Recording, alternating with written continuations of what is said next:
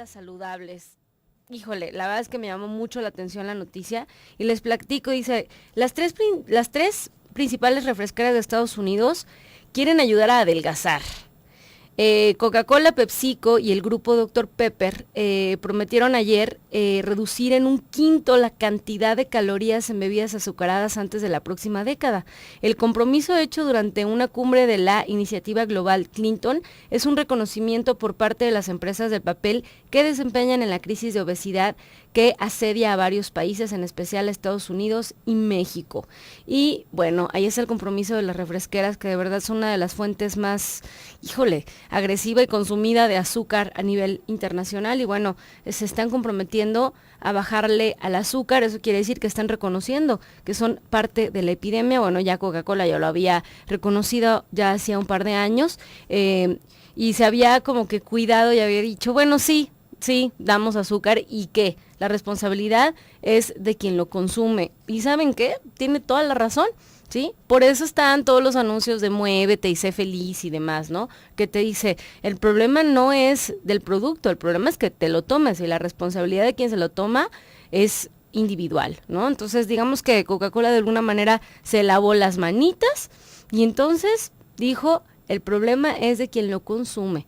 Nosotros les damos opciones bajas en calorías, les damos opciones sin azúcar, les damos opciones por completo como el agua mineral que no tiene ningún otro tipo de edulcorante, pero si tú insistes en seguir tomando azúcar es tu responsabilidad, como diciendo, si eres gordo o si traes exceso de grasa, es tu responsabilidad y saben que tienen razón. Entonces no podemos seguirle echando la culpa a las refresqueras. La verdad es que qué bueno que estén haciendo su labor de estar disminuyendo la cantidad de azúcar que viene en los refrescos, pero la verdad es esa, o sea que ya lo reconocieron, lo hicieron muy bien, pero yo te digo muévete, yo te digo consume azúcar en menos cantidad.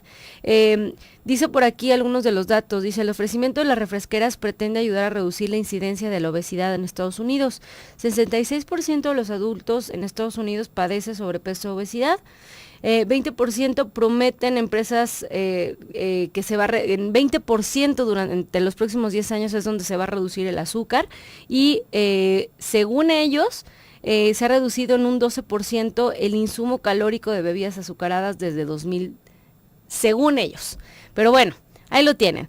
Ya tenemos en la línea a la doctora Laura López Vargas. Ella, les decía, es adscrita al servicio de neonatología del Hospital Civil Fray Antonio Alcalde y ella ya ha estado con nosotros. Tengo el gusto de tenerla en línea. Doctora, buenos días. Muy buenos días, ¿cómo están? Un gusto de saludarles. El gusto es mío, doctora, la verdad, de verdad, muchísimas gracias por poderse dar el tiempo de compartirse con los radioescuchas en tan tempranas horas de la mañana. Doctora, tenemos un tema muy interesante el día de hoy que de verdad tiene tantos tabúes que de verdad me gustaría que nos diera su opinión. Cuando las mamás están en la etapa de la lactancia, de repente hay un montón de información, mala información, si me lo permiten decir, acerca de los alimentos que debo de retirar de mi dieta porque le van a hacer tal o cual cosa al bebé. ¿Qué hay de cierto en esto?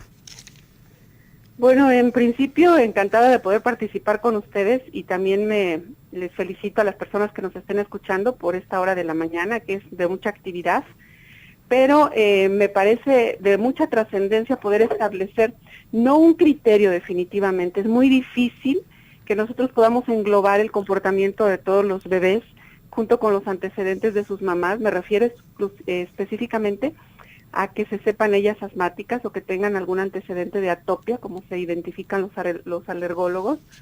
No se puede estandarizar un grupo de alimentos nada más. Esto definitivamente depende del comportamiento del bebé, si ya ha tenido manifestaciones de la piel que se reconocen como dermatitis atópica, si la mamá, insisto, es asmática, si tienen convivencia con mascotas de pelo muy peludas, que así también se llegan a identificar, si dentro de la familia fuman, si viven en un ambiente con mucha contaminación y si ya han tenido alguna manifestación específica de algún alimento. Entonces, tenemos que valorar como profesionales todo este tipo de características para poder determinar qué grupo de alimentos retirar. Generalmente procuramos aquellos que son derivados de la proteína de la leche de vaca o del suero de la leche de vaca. Esto porque ya se ha podido asociar perfectamente a que niños con riesgo, con factores de riesgo, que serían los que acabo de mencionar, entonces sí pueden presentar problemas respiratorios, problemas en la piel y que les puede llevar también al asma. Entonces, por ejemplo, podríamos hablar en la mamá de todos ellos, aquellos derivados, los lácteos principalmente, o los que de alguna manera tienen composición con este suero, como podría ser simplemente la katsu, por mencionar algunos aderezos, algunos que no, la gente por no ver el lácteo tal cual, para preparar caldos, por ejemplo, no puede centrar o mentalizar que están preparados con ese suero de la leche de vaca. Hay algunos otros que se identifican como alergenos, las oleaginosas, el cacahuate, la nuez, pero mucho va a depender de la reacción que tenga el bebé, de las manifestaciones, porque ciertamente todo lo que consuma la mamá se va a procesar y se va a transmitir a través de la leche. Entonces todo esto nosotros lo tenemos que poner en una balanza para determinar qué grupo de alimentos se le retiran o qué grupos no. Ahora, insisto, es muy importante dejar en claro que todo esto es debatible. Ha generado una gran controversia a lo largo de los años y habrá quien esté muy a favor, son escuelas diferentes y quien pues pueda esbozar una amplia sonrisa y decir que estamos en la época diluviana. Ya las cosas han modificado de acuerdo precisamente a estos patrones que como profesionales vemos en los niños, en relación a retrasar, por ejemplo, la alimentación de sólidos. Ya actualmente podemos ser un poquito más permisivos en incorporarlos desde etapas tempranas que inician los bebés entre los 4 a los 6 meses de edad. Etapas tempranas de la reintroducción de alimentos diferentes a la leche materna, ¿verdad?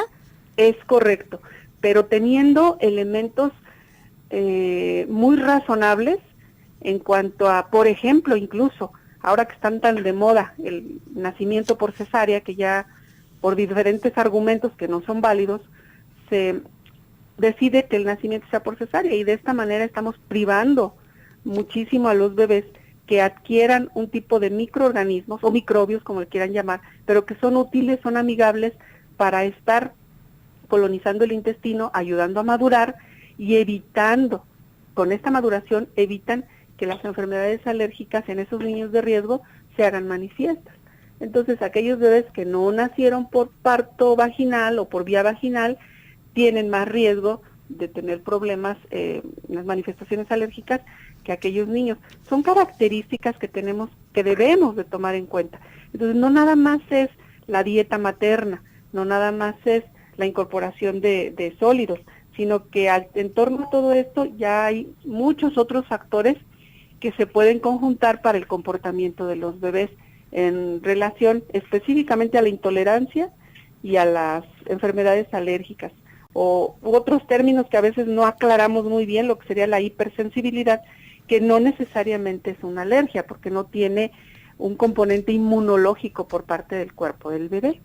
Doctora, les digo a los radioescuchas que de verdad me encanta escucharla porque todas las veces a mí me enseñas algo nuevo, ¿no? Y esto que estás diciendo es muy importante, o sea, dentro de los factores de riesgo para que un bebé presente cualquier tipo de situación, una dermatitis o un asma, lo que sea, es sumarle el factor de riesgo de haber nacido por cesárea. Es de verdad un dato muy, muy importante y que me gustaría que los radioescuchas se quedaran como que con esta idea. No tiene que ver solo con los alimentos, es una serie de factores sumados, entre ellos el factor de riesgo que se llama cesárea. Por lo mismo, por lo que usted bien menciona, porque disminuye la capacidad de respuesta del bebé, de respuesta inmunológica. Le voy a pedir, doctora, que se quede con nosotros. Regresando al corte, vamos a seguir platicando acerca de qué alimentos se deben de quitar en la lactancia materna. Quédate con nosotros, nos escuchas a través del 1040 de AM. Regresamos.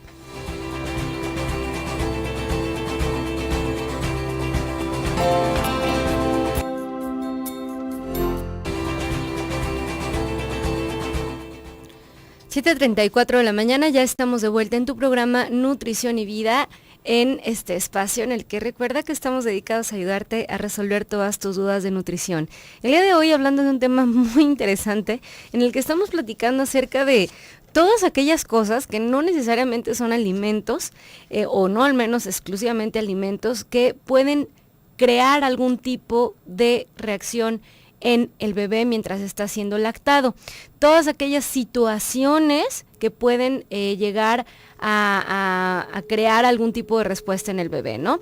Tenemos a la doctora Laura López Vargas en la línea. Ella nos estaba platicando acerca de algunas cosas que pueden ser como predisponentes para que este bebito tenga algún tipo de situación de respuesta inmunológica. Doctora, nos habíamos quedado en estos factores de riesgo que podían existir, entre ellos el haber nacido a través de una cesárea, porque dijimos disminuye la capacidad de respuesta inmunológica del bebé, ¿no?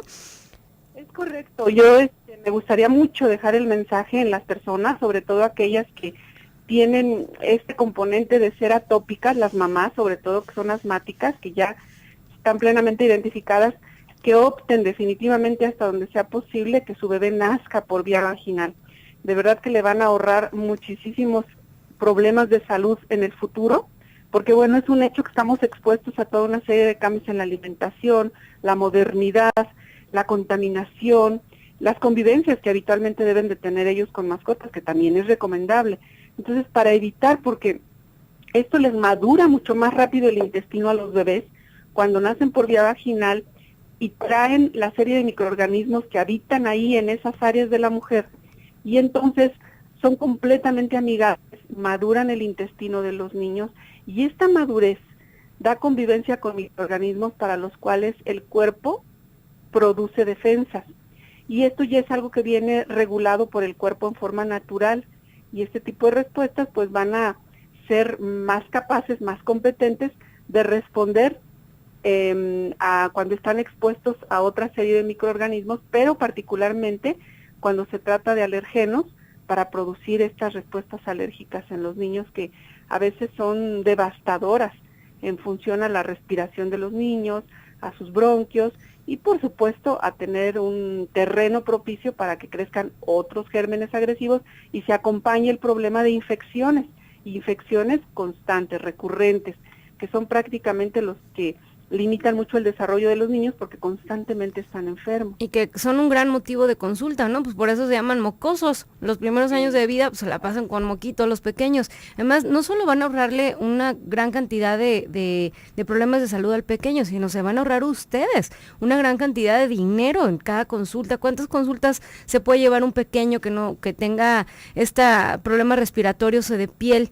Cada semana, los llevan 2 veces a la semana, ¿no? Sí, por supuesto, es impredecible, pero además de eso, son sometidos a terapéuticas necesarias, por supuesto, son importantes, es necesario que se lleven a cabo, pero para poder identificar todo el grupo de alimentos o de sustancias ambientales a las que son reactivos, se les tiene que programar una serie de vacunas, de pruebas cutáneas y, bueno, todo lo que habitualmente los alergólogos hacen muy bien, para poder tratar muy dirigidamente a estos niños. Entonces, sabemos que no a todos nos agrada recibir alguna terapéutica que implique invasión a nuestro cuerpo, como son las inyecciones. No, y menos a tan temprana edad. Y luego si eres mamá primeriza, ver ahí al chiquito picoteado, pues no es una escena linda, ¿no?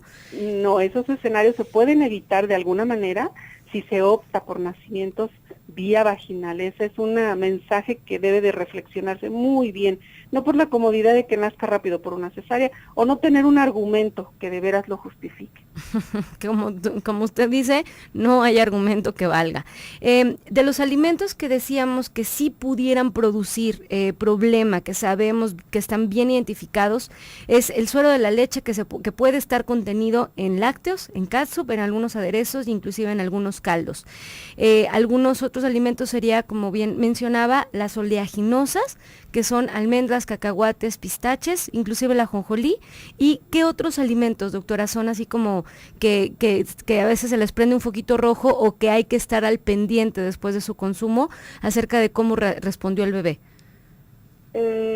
Para la mamá particularmente los mariscos. Los mariscos es algo muy importante que se debe de tomar en cuenta y bueno, ya en forma general el pescado, el atún, dependiendo de la respuesta, insisto, todos los casos se deben de individualizar, porque a veces entre las mujeres, entre las familias tienen testimonios diferentes y ellos consideran que se puede generalizar y no es así.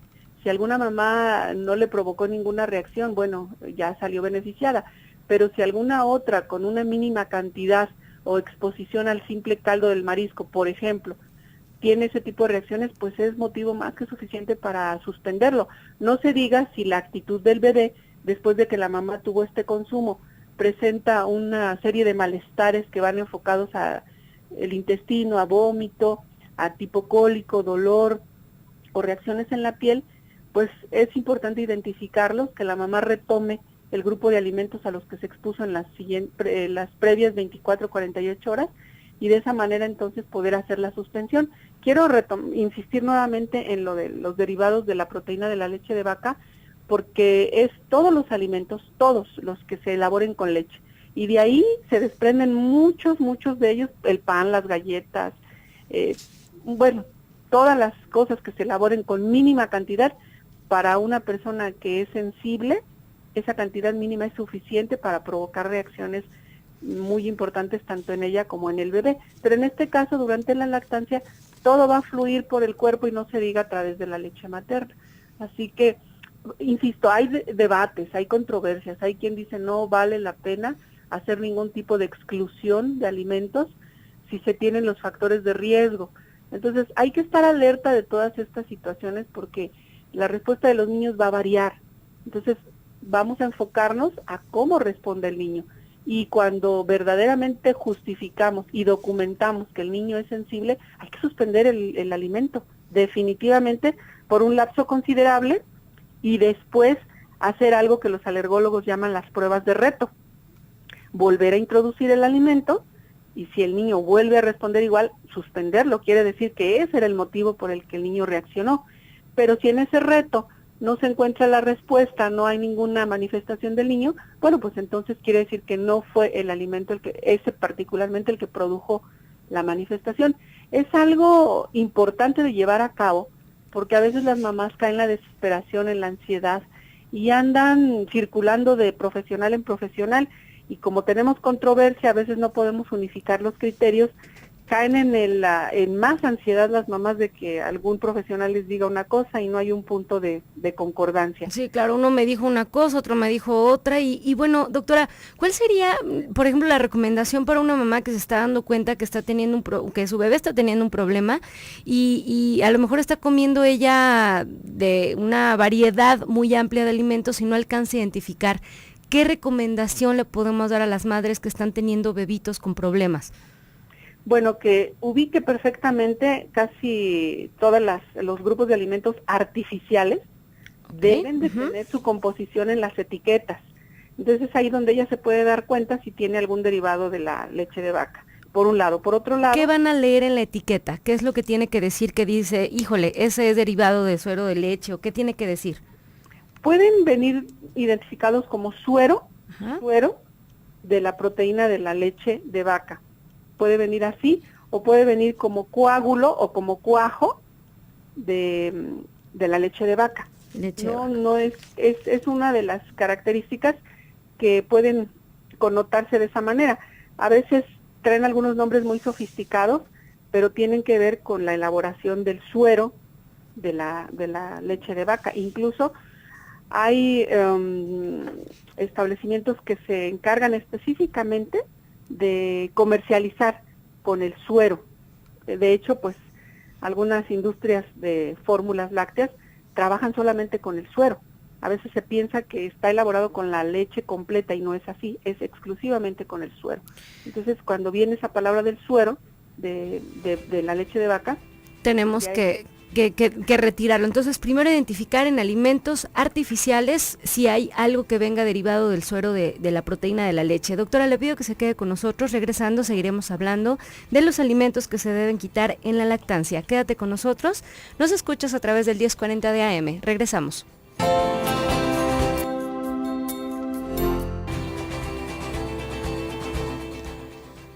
7:49 de la mañana, estamos de vuelta en tu programa Nutrición y Vida, tu espacio para resolver dudas de nutrición. El día de hoy hablando acerca de este tema tan interesante de qué alimentos se deben de retirar de la dieta de la madre cuando está lactando, y tenemos en la línea a la doctora Laura López.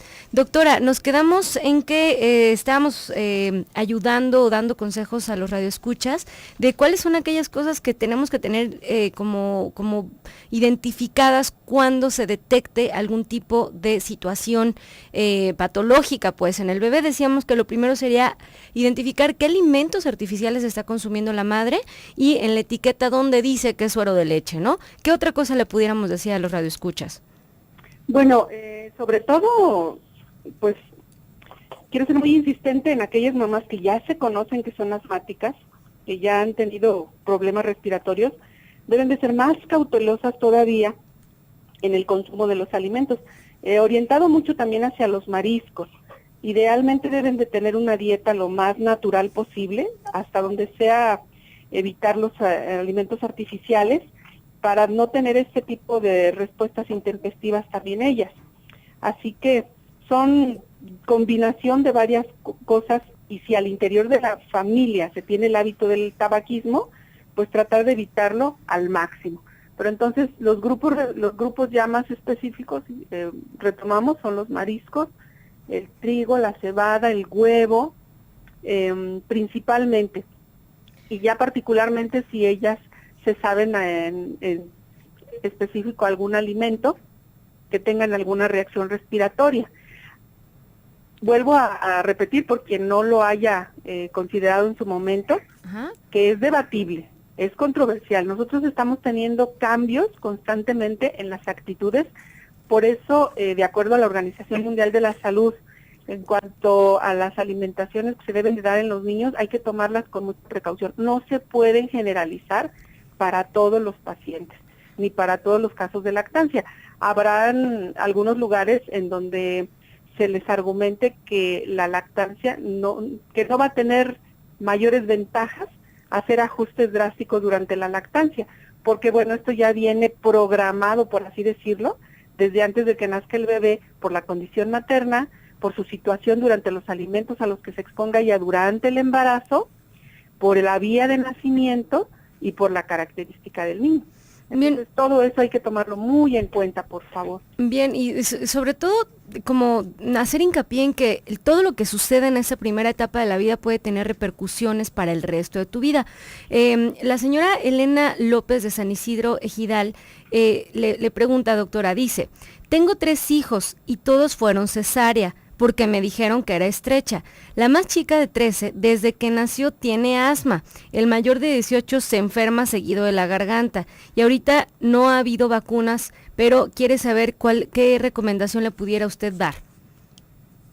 Ya en los casos donde se tiene muy identificada a la persona que es asmática, que ya tiene enfermedades alérgicas. Las enfermedades alérgicas se engloban en los problemas de la piel, en el asma, la rinitis, que incluso puede ir acompañada de conjuntivitis, rinoconjuntivitis. Entonces, por ejemplo, la señora de San Isidro, que ya sabe cómo se comporta y las manifestaciones de su hija, debe de estar en constante seguimiento con un alergólogo que ya conozca la evolución, la patología, todo el problema de esta jovencita, para estar probando toda una serie de alergenos, porque se deben de tomar en cuenta muchos factores, la convivencia con las mascotas, el lugar en donde ellos viven, si la polución, es decir, la contaminación, pudiera ser un factor que está participando más activamente. O sea, la información, ya el contexto personal ya lo tiene, ya está muy reactiva, es sensible. Entonces hay que ver en su alrededor, en el entorno, en su hábitat, qué es, identificar cuál podría ser el elemento que le esté dando pie a que se comporte de esta manera. A veces son productos incluso que se utilizan en la piel, las cremas mismas, que pueden estar elaboradas con productos de animal, de la vaca, por ejemplo, los jabones de avena, algunos otros emolientes que aparentemente tienen el fin terapéutico, pero por la elaboración, por el hecho de cómo se procesan, tienen componentes que a esta niña particularmente le producen esa reacción. Entonces hay que hacer una acción detectivesca para ver con todo lo que está en contacto, así literal, para poderlo ir retirando. Y nuevamente entonces enfocar estas pruebas de reto para quitarlos por un tiempo y luego volverlo a exponer. Si reacciona igual, bueno, pues esa era la causa que le estaba provocando y volverlo a retirar hasta que se genera tolerancia, ya sea por medio de las vacunas que aplican los alergólogos o por la maduración de ella, porque ciertamente hay un grupo de enfermedades alérgicas que disminuyen mucho la intensidad de sus manifestaciones conforme va madurando más y ya en la etapa adulta prácticamente desaparecen, pero vamos, es diferente en cada paciente. Entonces, la recomendación es que se apegue a las indicaciones de su alergólogo, que son ellos los expertos en detectar por las pruebas cutáneas, por las pruebas ambientales, cuál es la reacción. Ahora, es que verdaderamente cada que uno explora todas estas cosas queda sorprendido. Hay estudios en donde se ve la reacción por medio de algún grupo de plantas o de árboles, que las acacias, que varios, pues los pinos, y luego resulta de que no necesariamente tenía que ser la naturaleza del árbol precisamente, sino la presencia de los nidos, que son los que están liberando sustancias potencialmente alergénicas en los pacientes. Entonces hay que explorar incluso cuántos nidos hay alrededor. Exactamente, sí, de estos grupos de árboles que ya se tienen identificados como que reaccionan más a los pacientes asmáticos, ver si además hay alguna intensidad ahí o más nidos de la cuenta, y a eso podría ser alergénico. Y realmente es la indicación para que se cambien de lugar de donde están viviendo. Así lo han hecho muchas familias que tienen que trasladar su residencia por estas reacciones de los pacientes. Pero vamos, hay que ver todo el entorno del paciente para poder ser muy contundentes y muy atinados con la recomendación. Y hacer mucho hincapié, doctora, en que estas pruebas de reto que usted menciona, pues tienen que ir de la mano de un profesional, no ir guiados, porque luego hay cosas que ni nos imaginamos que pudieran estar siendo el problema, y si lo hacemos así como que solos, pues no vamos a llegar a ningún lado, ¿no? Definitivamente. La Susana Correa, a través de Twitter, desde Chicago, nos pregunta, ¿qué recomienda cuando un bebé nace bajo en glucosa?